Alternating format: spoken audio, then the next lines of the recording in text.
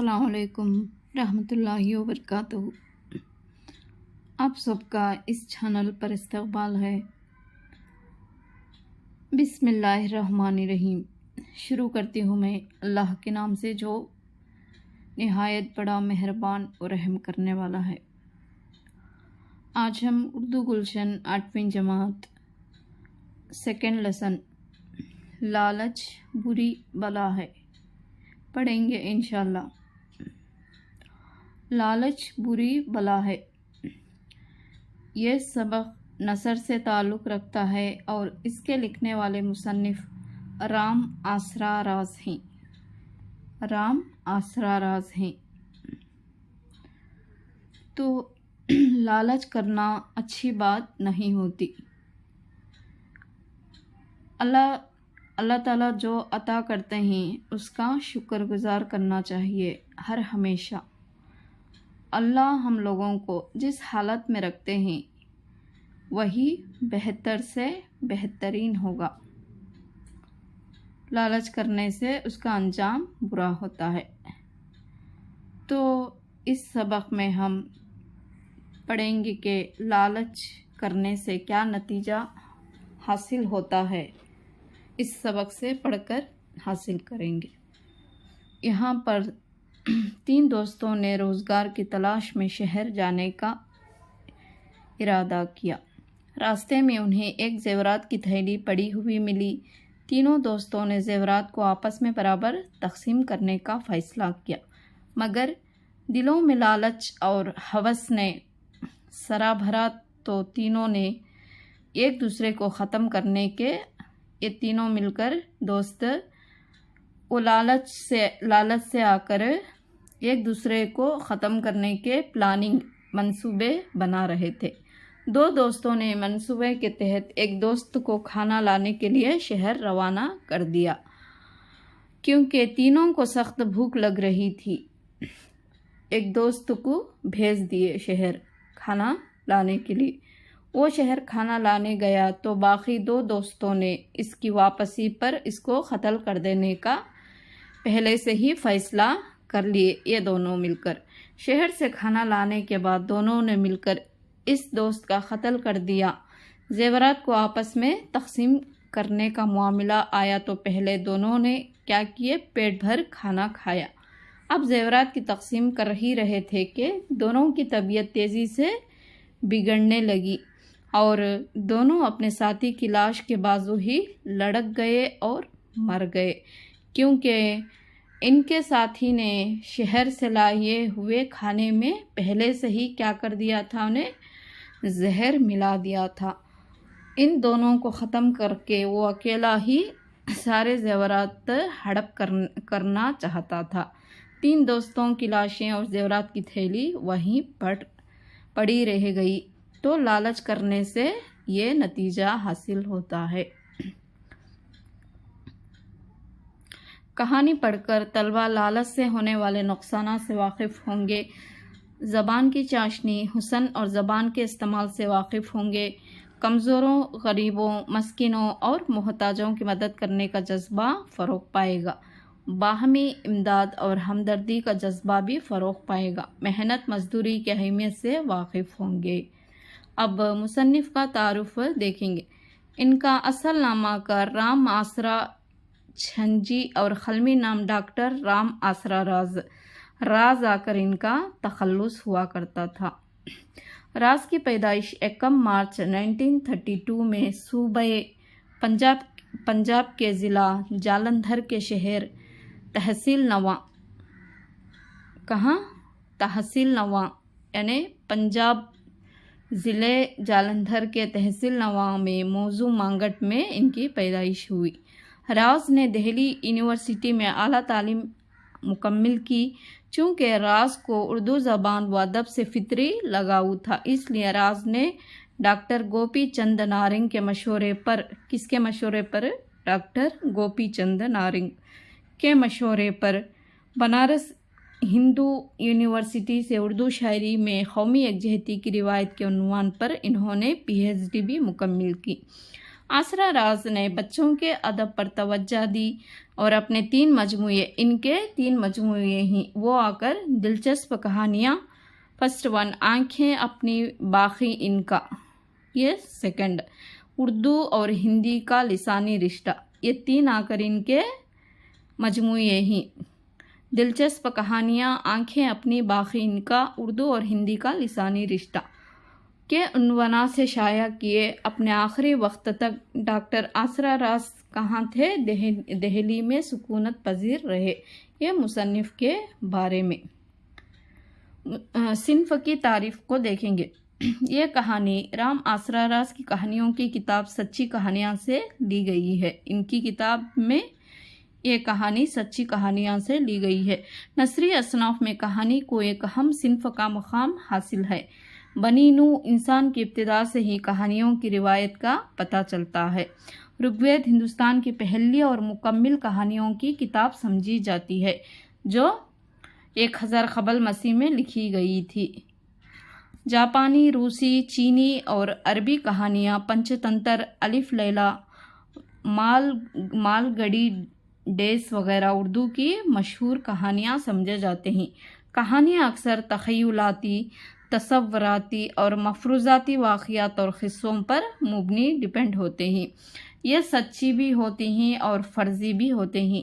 जदीद दौर में हालात और ज़रूरतों के मद्देनज़र कहानियों में ज़िंदगी के मसाइल भी पेश किए जाने लगे हैं। उर्दू अदब कहानियों और कहानी के अदीबों से भरा पड़ा हुआ है। इस सबक के मुसन्निफ को ही राम आसरा राज कहानियों के लिए मशहूर समझे जाते हैं। कौन? राम आसरा राज। लालच बुरी बला है। ये लेसन बहुत बड़ा है, फिर भी मैं एक बार पढ़ लेती हूँ। आबे जमजम वाला आ गया, क्या खूब रंग लगा गया, जो पिए मेरा पानी रहे गर्मी ना गिरानी। पियो मेरा ठंडा पानी। ये आवाज़ इस अधेड़ उम्र गरीब आदमी की थी, जो चमड़े की बड़ी सी मश्क अपने पीठ पर लादे शहर के सड़कों पर पानी बेचता करता था। वो दिन भर यूं ही चिल्लाता रहता कि जब कहीं जाकर 4 पैसे कमाता। इसका असल नाम क्या था? इसका असल नाम तो किसी को मालूम नहीं, लेकिन इसके पेशे की निस्बत से लोग उसे क्या कहते थे? मशकूब कहते थे। मशकूब कहकर उसको बुलाते थे। एक दिन मशकूब सुबह से आवाज़ें लगाकर सड़कों से चक्कर काट रहा था, लेकिन शाम तक वो इतने पैसे ना कमाया जिससे वो अपना पेट भरकर खाना खा सके। मायूसी के आलम में खड़ा था कि उसकी नज़रें एक अजनबी मुसाफिर पर पड़ी। मुसाफिर के गिर्द में अटे कपड़ों से लगता था कि वो एक लंबी मुसाफत तय करके आया है और खूब थका हुआ भी है। मशकूब दिल ही दिल में खुश हुआ कि चलो एक गाहक तो हाथ लग गया, इन्हें मिलगा ले मुझे, अब इसे मैं बेच देता हूँ। लगा इसने पास जाकर आवाज़ लगाई, आबे जमजम वाला आ गया, क्या खूब रंग लगा गया, जो पिए मेरा पानी रहे गर्मी ना गिरानी। पियो मेरा ठंडा पानी, अपनी प्यास बुझाओ और थकान को दूर भगाओ, बोल के कहने लगा। मुसाफिर ने कहा, भाई मुसाफतें तय करते करते मैं थक गया हूँ। इस वक्त भी बहुत दूर से आ रहा हूँ, थक कर चोर हो गया हूँ, प्यास बहुत लगी है, मगर क्या करूँ, मेरे पास पैसे नहीं हैं, करके मुसाफिर कहता है। मशकूक को अजनबी मुसाफिर पर रहम आया। उसने मुसाफिर को न सिर्फ पानी पिलाया बल्कि उस रात अपने घर पर ठहरने की इजाज़त भी दे दी। कौन? मशकूब। मुसाफिर खुश होकर उसके साथ हो लिया। घर चलकर मशकूब ने अपनी ताकत के लिहाज से अजनबी मुसाफिर की खातिर नवाजी किया और रात को आराम करने के लिए एक चारपाई और बिस्तर भी दे दिया। मशकूब के इस बर्ताव से मुसाफिर भी बहुत मुतासिर हो गया। सुबह मुसाफिर जाते जाते मशकूब का शुक्रिया अदा करते हुए बोला, भाई तुम बड़े मेहरबान आदमी लगते हो, तुम्हारी मेहमान नवाजी के लिए मैं बहुत शुक्रगुजार हूँ। चाहता हूँ कि रुखसत होने से पहले तुमको एक मुजर्रिब दवा की तैयारी का नुस्खा बता दूं। ये दवा तुम जिस मरीज को भी दोगे वो क्या होगा, जल्द से जल्द तंदुरुस्त हो जाएगा, ठीक हो जाएगा। इसकी बीमारी ख्वाह कितनी ही ख़तरनाक क्यों ना हो। साथ ही ये किताब मशकूब की तरफ बढ़ाते हुए कहा, कौन है मुसाफिर। इस किताब में इस मुजर्रिब दवा की तैयारी का नुस्खा और अमल दर्ज है। हिदायत पर अमल करो और याद रखो कि किसी भी गरीब आदमी से दवा की कीमत ना लेना, वरना दवा का असर जाता रहेगा। इस इनायत के लिए मशकूब ने अजनबी मुसाफिर का शुक्रिया अदा किया। इससे पहले वो मुसाफिर का नाम और पता पूछता। मुसाफिर आंखों से क्या हो जाती, ओझल हो जाती, गायब हो जाता। इसी दिन से मशकूब ने सड़कों पर पानी बेचना बंद करके किताब में दर्ज नुस्खे पर अमल करके दवा तैयार कर ली और मरीजों का इलाज करना शुरू कर दिया। इब्तिदा में पहले लोग मशकूब की दवा पर शक करने लगे, लेकिन जैसे जैसे मरीज शिफायाब होते गए लोगों को भी उसकी दवा पर यकीन हो गया। सच में इसकी दवा काम करने वाली है। अब इसके शिफा खाने पर मरीजों का हुजूम यानी लाइन लगी हुई थी रहने लगा था और लोग उसको हकीम मशकूब के नाम से याद करने लगे। मशकूब से हकीम मशकूब हो गया। वो गरीबों को मुफ्त दवा देता और अमीरों से खूब पैसे लेता था। वो रोज़ बरोज़ खुशहाल होता चला गया। उसने अच्छा सा घर तामीर कर लिया और एक खूबरू लड़की से शादी करके बड़े आराम से ज़िंदगी बसर करने लगा। जूजू मशकूब की दौलत बढ़ती गई, लालच उसे और बहकाने लगी। वही है ना, लालच करना बुरी बला है। वो सोचने लगा कि ये गरीब लोग इसके क्या लगते हैं कि उनको मुफ्त में दवा देता रहूं। एक हकीम को मरीज की गरीबी और अमीरी से क्या मतलब होता है। गरीबों को मुफ्त दवा देकर उसने सख्त गलती की है। अगर वो ऐसी गलती ना करता तो आज शहर का सबसे बड़ा दौलतमंद होता। खैर, जो हुआ सो हुआ, अब वो ऐसी गलती नहीं करेगा बोल के दिल में इरादा कर लिया। अगले दिन एक गरीब आदमी अपने बीमार बच्चे को ले आया। उसके फटे पुराने कपड़े, उसकी बदहाली देखकर भी हकीम मशकूब ने उससे फीस तलब की। गरीब आदमी के पास देने के लिए कुछ पैसे नहीं थे, लेकिन हकीम ने उसकी परवाह भी नहीं की। गरीब बेचारा रोने लगा और बोला, हकीम साहब यकीन मानिए मेरे पास फूटी कोड़ी भी नहीं है। खुदा के लिए मेरे बच्चे की जान बचा लीजिए। ये मेरा इकलौता बच्चा है, यानी अकेला बच्चा, एक ही बच्चा। हकीम मशकूब गुस्से से चिल्लाते हुए कहने लगा, निकल जाओ यहाँ से।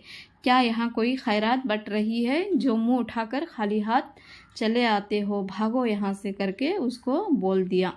गरीब बेचारा तो मायूस लौट गया, लेकिन उसके साथ ही हकीम की दवाओं का असर भी जाता रहा। दवा को बेअसर पाकर वो नुस्खे वाली किताब तलाश करने लगा, लेकिन किताब क्या हो गई थी, गायब हो चुकी थी। इसके हाफिजे से वो नुस्खा भी मिट गया। उसके माइंड से वो जो नुस्खा था वो भी चला गया। मरीज आना बंद हो गए, हकीमी ठप हो गई। जल्दी इसकी तमाम जमा पूंजी भी, जो भी खर्चा जो भी जमा किया था वो सब ख़त्म हो गई। रफ्ता रफ्ता मकान भी नीलाम हो गया और वो फिर उसी हालत पर पहुंच गया जैसा वो पहले था। मरता ना क्या करता। उसने पुराने मश्क की मरम्मत करवाई। फिर वही मुश्क और वही मशकूब, शहर की वही सड़कें और मशकूब की वही सदाएं। जो आबे जमजम वाला आ गया, क्या खूब रंग लगा गया। जो पिए मेरा पानी रहे गर्मी ना गिरानी, प्योट मेरा ठंडा पानी। वो दिन भर शहर की सड़कों पर चलते चलते परेशान हो गया। फटे बांस की तरह उसकी आवाज़ भी क्या हो गई, बेसुरी हो गई। लेकिन मुश्क पीठ पर लादे लगातार सड़कों पर घूमता रहता था। एक दिन चक्कर लगाते लगाते उसने एक सांडनी सवार मुसाफिर को देखा। मशकूब उसकी तरफ बढ़ा तो मुसाफिर ने कहा, मशकूब भाई, मैं एक बेयार मददगार मुसाफिर हूँ। रहने का कोई ठिकाना नहीं, अंधेरा छाने को आया है। एक रात के लिए अगर तुम मुझे अपने घर ठहरने की इजाज़त दो तो मैं तुम्हारा बहुत शुक्रगुजार रहूँगा। मशकूब इस अजनबी को अपने घर ठहराना नहीं चाहता था, मगर मेहमान नवाजी से मुंह मोड़ना भी बदअखलाक़ी समझता था। ना चाहते हुए भी बोला कि ठीक है, चलो आज آج رات تم میرے گھر پر آرام کر لو۔ گھر پہنچ کر مشکوب نے اپنی بساط کے وقت کے مطابق کھانے پینے کا بندوبست کیا۔ اس کے گھر میں جو تھا وہ اس کا بندوبست کیا۔ کھانے سے فارغ ہونے کے بعد یعنی اس کی حیثیت کے مطابق کھانے سے فارغ ہونے کے بعد مسافر نے مشکوب کی مہمان نوازی سے متاثر ہو کر کہا، بھائی تم نیک آدمی لگتے ہو، تمہاری مہمان نوازی انعام کی مستحق ہے، مگر اس وقت تمہیں دینے کے لیے میرے پاس کچھ بھی نہیں ہے۔ خیر جو کچھ بھی ہے وہ میں تم کو ضرور دوں گا۔ میں ایک کیما گر ہوں اور سونا بنانے کی ترکیب جانتا ہوں، یہ راز تم کو بھی بتاؤں گا، مگر یاد رکھو کہ سونا ایک قیمتی دولت ہے، اس کے اصل مستحق کون ہوتے ہیں؟ غریب عوام ہوتے ہیں، غریب لوگ ہوتے ہیں، اس لیے تمہیں بھی اپنی ضرورتیں پوری کرنے کے بعد باقی دولت کیا کرنا؟ غریب عوام کی بھلائی کے لیے خرچ کرنا چاہیے۔ اگر غریبوں کی ضرورتیں پوری ہونے لگے تو دنیا میں جلن، حسد، نفرت وغیرہ پریم اور محبت میں تبدیل ہو جائیں گے۔ جب ہر گھر میں خوشحالی ہوگی تو ملک بھی دن دونی رات چگنی ترقی کرے گا۔ لو ایک کتاب، اس میں سونا بنانے کا راز موجود ہے، اسے سنبھال کر رکھو۔ یہ کہتے ہوئے مسافر آ کر مشکوب کو دوسری بار بھی کتاب دے دی۔ اسی رات مسافر اور مشکوب نے مل کر کام کیا اور سونے کی اینٹیں تیار کر لیے۔ سونے کی اینٹیں دے کر مشکوب بت بنا کھڑا رہ گیا، اسے پتہ بھی نہ چلا کہ مسافر وہاں سے پھر سے ہضم ہو گیا۔ مسافر کے چلے جانے کے بعد لالچ نے ایک بار پھر مشکوب کی عقل پر پردہ ڈال دیا۔ اس نے فیصلہ کیا کہ نہیں، میں سونا خیرات میں نہیں کروں گا، میں ٹھاٹھ سے رہوں گا، اپنا سونا کسی کو نہیں دوں گا۔ اس نے سونے کی اینٹوں سے مشکوب نے پھر ایک مکان خریدا، قیمتی سامان سے گھر کو سجایا اور عیش و عشرت کی زندگی بسر کرنے لگا۔ وہ مسافر کی نصیحت کو بھول گیا، پہلے کی ہی طرح۔ وہ سونا اصل میں غریبوں کا حق ہے اور قومی دولت بھی ہے۔ کچھ عرصے بعد جب مشکوب کے پاس سونے کی اینٹیں ختم ہونے لگے تو اس نے مسافر کی دی ہوئی کیمیائی گر کی کتاب نکالی، لیکن یہ دیکھ کر اس کا سارا نشہ حیران ہو گیا کہ وہ قیمتی کتاب پتھر میں تبدیل ہو چکی تھی۔ وہ اپنا سر پیٹ کر بیٹھ گیا۔ جب اس کے پاس موجود سونا ختم ہوا تو وہ پھر سڑکوں پر پھر وہی حالت پہ آ گیا، پانی بیچنے پر مجبور ہو گیا۔ ایک دن وہ مشک اٹھائے سڑک پر چکر لگا رہا تھا کہ ایک گھڑ سوار اس کے قریب آیا اور اپنا گھوڑا روک کر کہنے لگا، بھائی مشکوب، مجھے پہچانتے ہو؟ پہلے 2 بار مل چکے ہیں۔ پہلی بار میں نے تمہیں ایک دوا کی تیاری کا نسخہ بتایا، مگر لالچ میں تم نے غریبوں اور ناداروں سے دوا کے منہ مانگے دام وصول کیے۔ میں نے تمہارے ذہن سے نہ صرف نسخہ مٹا دیا بلکہ وہ کتاب بھی چھین لی۔ میں نے سمجھا شاید تمہیں اپنی غلطی کا احساس ہو گیا ہوگا، پھر سے یہ غلطی دوبارہ نہیں کرو گے کر کے میں سمجھا تھا، لیکن اس لیے میں نے تمہیں دوبارہ سونا بنانے کا نسخہ بتایا۔ افسوس کہ تم نے پھر لالچ کا شکار ہو گئے، یہی وجہ تھی میری دی ہوئی قیمتی کتاب پتھر میں تبدیل ہو گئی۔ مجھے اچھی طرح جان لو کہ میں بو علی سینا ہوں، میری زندگی غریبوں اور محتاجوں کے لیے وقف ہے۔ میں نے ان نسخوں کی تیاری میں پورے 35 سال صرف کیے۔ تمہارے لالچ نے میری محنت پر پانی پھیر دیا اور قیمتی 2 کتابوں کو ضائع کر دیا۔ اب یہ پتھر پھر قیمتی کتاب میں اس وقت تک تبدیل نہیں ہو سکتا جب تک کہ تمہارے جیسے لالچی اپنے زندگی میں غریبوں اور محتاجوں کی بھلائی کے لیے وقف نہ کریں۔ جو بھی شخص غریبوں اور محتاجوں سے ہمدردی اور رحم دلی سے پیش آئے گا، اس کی رحم دلی اور ہمدردی ان کتابوں کو پھر اپنی اصلی حالت میں لا سکے گی، اور صرف ایسا ہی دردمند دل شخص ان کتابوں کی حکمت و دانش پا سکے گا۔ یاد رکھو کہ کبھی بھی تم دولت سے علم و عقل نہیں خرید سکو گے، لیکن علم و عقل سے دولت حاصل کر سکتے ہو، بے شک۔ تو یہ تھی لالچ بری بلا ہے۔ لالچ کرنے سے ایسا ہوتا ہے۔ مشکوب رونے گڑ گڑانے لگا، میرے مربی، میرے محسن، میں آپ کو پہچان نہ سکا، مجھے معاف کر دیجئے، وعدہ کرتا ہوں کہ آئندہ کبھی ایسی غلطی نہیں کروں گا۔ لالچ اور خود غرضی نے مجھے اندھا کر دیا تھا، مجھے غریبوں سے بیگانہ بنا دیا تھا۔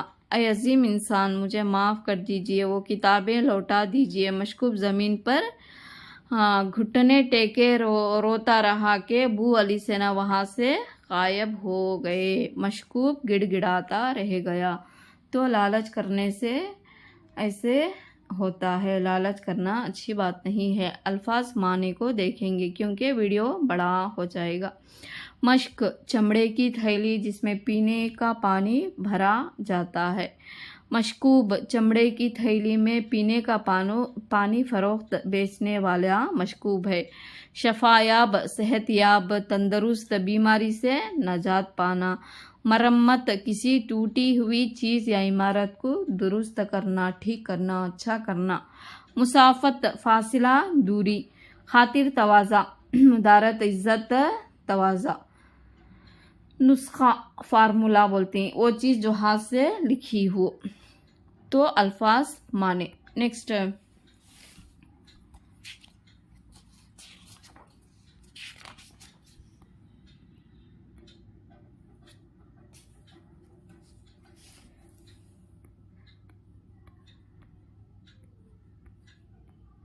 یہاں پر دی گئی نظم غور سے پڑھیں۔ نظم پڑھیں گے۔ مخدون محی الدین کی۔ شفق کی پیٹھ کے پیچھے سے آ رہا ہے قمر، زمین پہ نور کی چادر بچھا رہا ہے قمر۔ درخت چاندنی کے، ان کے ثمر بھی چاندنی کے، ہر ایک حسین کو حسین تر بنا رہا ہے قمر۔ حیات نو مجھے آواز دے رہی ہے سنو، دبی زباں میں کچھ گنگنا رہا ہے قمر۔ نگاہ یار سے جا جا کے مل رہی ہے نگاہ، جنون و حسن کو باہم ملا رہا ہے قمر۔ کسی کا روئے مبیں پھر رہا ہے آنکھوں میں، رلا رلا کے مجھے مسکرا رہا ہے قمر۔ یہ نظم کس موضوع پر لکھی گئی ہے؟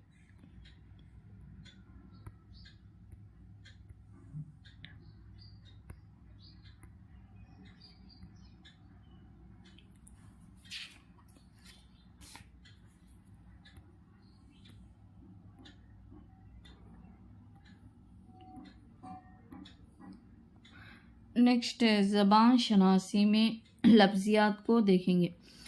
دیے گئے الفاظ کے کم از کم 2 مترادفات لکھیے۔ صبا، ہوا، فضا، باد، یہ مترادفات ہیں صبا کے۔ نیکسٹ، استاد، استاد کا معلم، مترادف، مشیر، مدرس۔ روشنی، روشنی کو نور، نور ہوتا ہے، جلوہ بھی ہوتا، جلوہ اور ایک چمک۔ شجر، پیڑ، درخت۔ بادشاہ،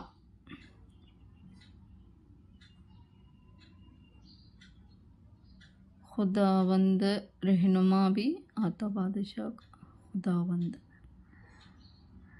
آسمان، آسمان کا فلک،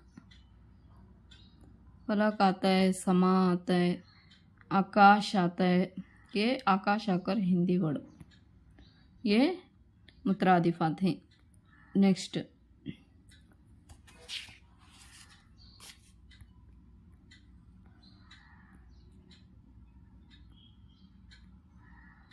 دیے گئے الفاظ کے لیے متضاد الفاظ اور جمع الفاظ لکھیں۔ اپوزٹ ورڈز اور جمع، واحد جمع۔ حکیم، حکیم کا متضاد کیا ہے؟ مریض، اور اس کا جمع حکمہ۔ مرض، مرض کا متضاد کیا ہے؟ بیمار۔ مرض امراض، استاد شاگرد، متضاد ہوا، استاد آتا ہے، کیا آتا ہے؟ استاد کا استاد آتا ہے۔ انعام سزا،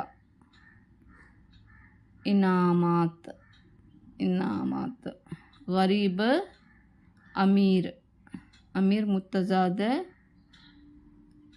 اور غربا آ کر اس کا جمع ہوتا ہے۔ بچہ کا بوڑھا، بوڑھا بچے، خوشی غمی، اور خوشیاں اس کا جمع ہے۔ عالم جہاں، علما، زندگی موت، زندگیاں اس کا جمع۔ نیکی برائی، نیکیاں۔ نیکسٹ قواعد۔ معنی کے لحاظ سے فعل کے کتنے اقسام ہوتے ہیں؟ 3 اقسام ہوتے ہیں۔ فعل لازم، فعل متعدی، فعل ناقص۔ فعل لازم، فعل متعدی اور فعل ناقص۔ ندیم نے لکھا، حامد جاگا، ایاز نے پڑھا۔ ان جملوں میں لکھا، جاگا اور پڑھا کیا ہیں؟ فعل ہیں جو کام ہیں۔ ندیم، حامد اور ایاز اس فعل کو انجام دے رہے ہیں جو فاعل کہلاتے ہیں۔ پہلے بھی ہم پڑھ چکے ہیں فاعل کس کو بولتے ہیں، فعل کس کو بولتے ہیں، اور مفعول کس کو بولتے ہیں۔ ان جملوں کو غور سے پڑھیں اور فعل اور فاعل کی نشاندہی کیجیے۔ پھنکا گھوم رہا ہے، فاعل کیا ہے اس میں؟ پھنکا ہے۔ فعل کیا ہے؟ گھوم رہا ہے۔ بچے کھیل رہے ہیں، بچے آ کر فاعل ہے، کھیل رہے ہیں آ کر اس میں فعل ہے۔ گھوڑا بھاگ رہا ہے، اس میں گھوڑا فاعل ہوتا ہے، بھاگ رہا ہے آ کر کیا ہے؟ فعل ہوتا ہے، یعنی کام ہوتا ہے۔ ان جملوں کو غور سے پڑھیں۔ افضل نے روٹی کھائی، شاعر شعر سنا رہا ہے، ستار نے خط لکھا۔ اوپر کے جملوں میں افضل، شاعر اور ستار کے فعل کا اثر مفعول یعنی روٹی، شعر اور خط پر ہو رہا ہے، یعنی مفعول پڑھے ہیں جس کا اثر ظاہر ہو۔ وہ فعل جو اپنا مطلب واضح کرنے کے لیے فاعل کے ساتھ مفعول کی مدد لیتا ہے فعل متعدی کہلاتا ہے، یعنی وہ فعل جو اپنا مطلب واضح کرنے کے لیے فاعل کے ساتھ مفعول کی مدد بھی لیتا ہے فعل متعدی کہلاتا ہے۔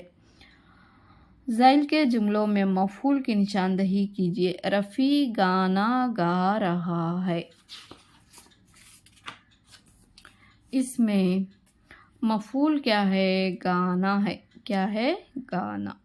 بکری گھاس کھا رہی ہے، گھاس اس میں مفعول ہے۔ شاہد نماز پڑھ رہی ہے، نماز کیا ہے؟ مفعول ہے۔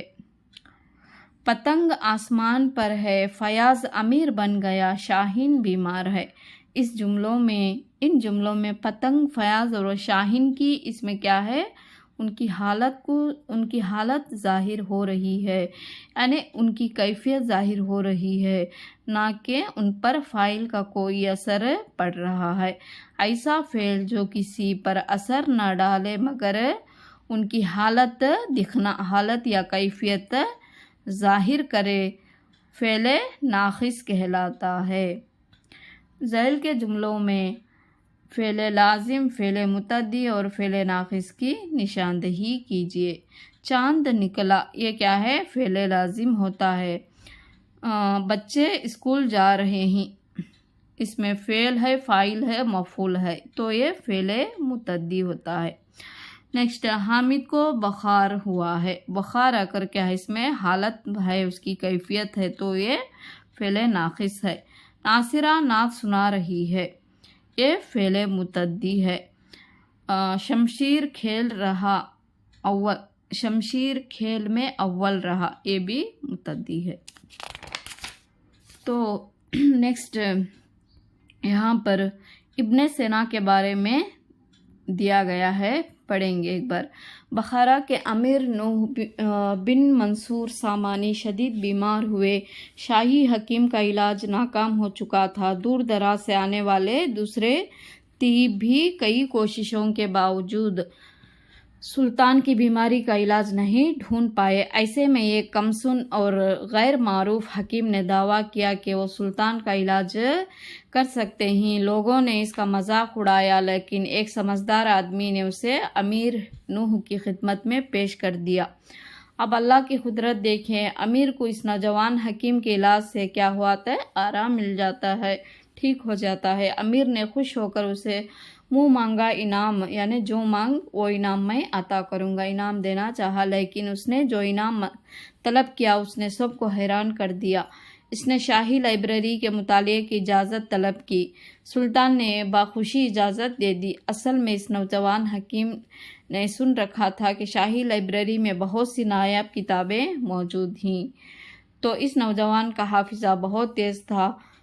اس نے جلد ہی لائبریری سے اپنے کام کی معلومات حاصل کر لیا اور صرف 21 سال کی عمر میں اپنی پہلی کتاب لکھ ڈالی۔ آج اس نوجوان حکیم کو دنیا ابن سینا کے نام سے جانی جاتی ہے۔ ابن سینا 980 میں بخارا موجود ازبکستان کا مشہور شہر قصبہ افشانہ میں پیدا ہوئے۔ ابن سینا کی پیدائش کے وقت ان کے والد ایک علاقے کے گورنر رہے۔ بخارا میں ابن سینا نے 10 برس کی عمر میں قرآن حفظ کر لیا۔ 10 سال کی عمر میں، کم عمر ہی میں انہوں نے اس دور کے سائنسی علوم میں مہارت حاصل کر لی۔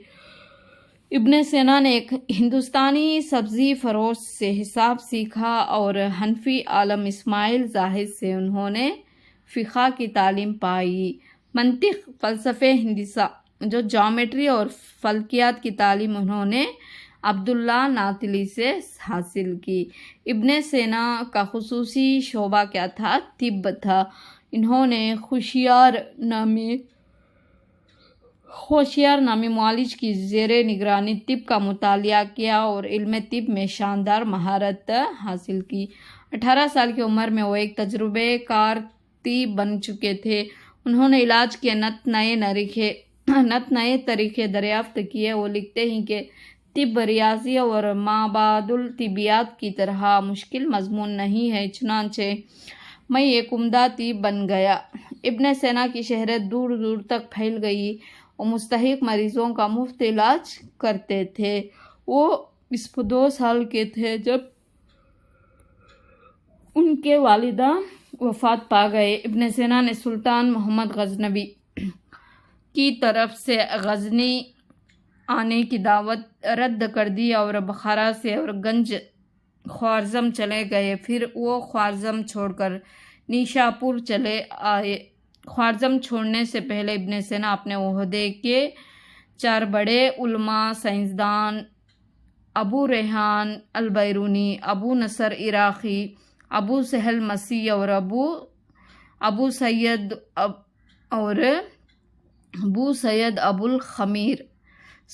سید ابو الخیر خمار سے ملاقات کر چکے تھے۔ نیشاپور سے گورگان یعنی جرجان کی راہ کی۔ یہیں انہوں نے القانونی طب لکھنے کا آغاز کیا۔ ابن سینا نے القانونی فی الطب اور الفشا جیسی شہر آفاق کی کتابیں ان کی لکھی ہوئی ہیں۔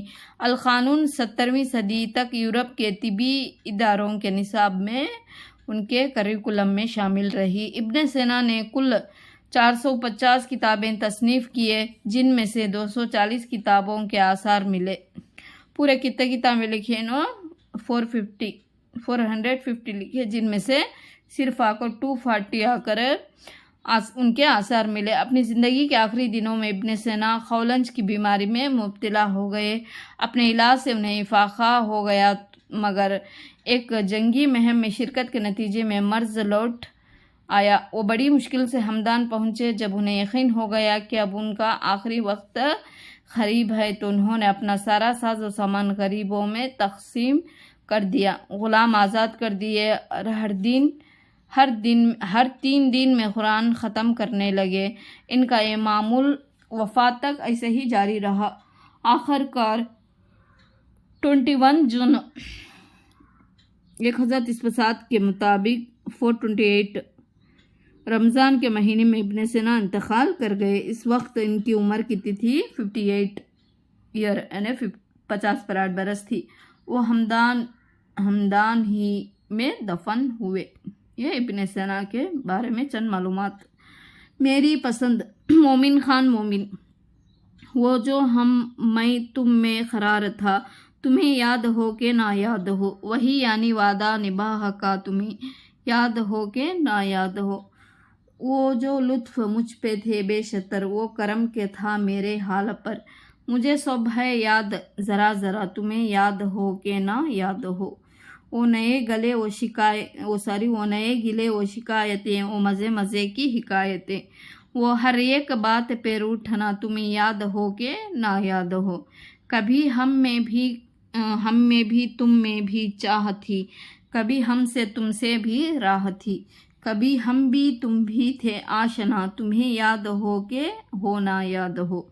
जिसे आप गिनते थे आशना, जिसे आप कहते थे बावफा, मैं वही हूँ मोमिने मुबतिला, तुम्हें याद हो के ना याद हो। इसका है मोमिन खान मोमिन, मेरी पसंद। तो आज का लेसन कंप्लीट हुआ। सेकंड लेसन लालच बुरी बला है। कैसी लगी आज की मेरी वीडियो कमेंट के ज़रिए बताएं। लाइक करें, कमेंट करें और मेरे चैनल को सब्सक्राइब ज़रूर करें। अस्सलामु अलैकुम रहमतुल्लाहि व बरकातहू। अल्लाह हाफिज़।